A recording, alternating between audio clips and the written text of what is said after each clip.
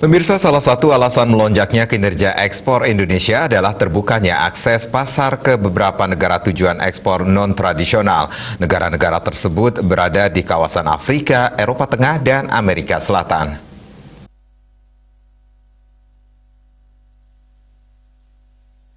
Ketua Bidang Perdagangan Asosiasi Pengusaha Indonesia Apindo, Beni Sutrisno menyampaikan, Kementerian Perdagangan membuka akses pasar ekspor ke beberapa negara non-tradisional, diantaranya Afrika, Eropa Tengah, dan Amerika Selatan, sehingga terjadi lonjakan ekspor.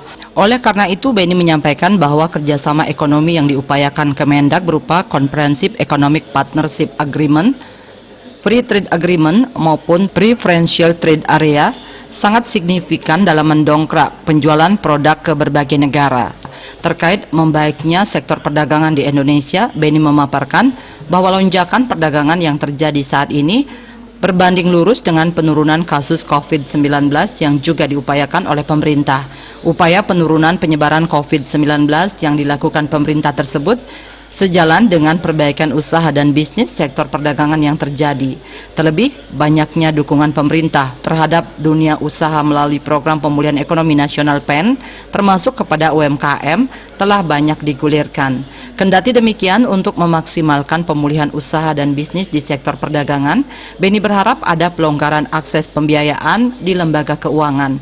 Hal tersebut dibutuhkan mengingat selama pandemi melanda Indonesia, modal usaha telah terpakai sebagai dana cadangan untuk bisa bertahan di masa-masa sulit.